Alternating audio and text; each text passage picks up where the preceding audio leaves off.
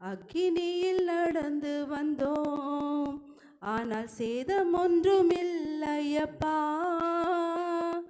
தண்ணீரை கடந்து வந்தோம், நாங்கள் மூழ்கி போகவில்லையப்பா.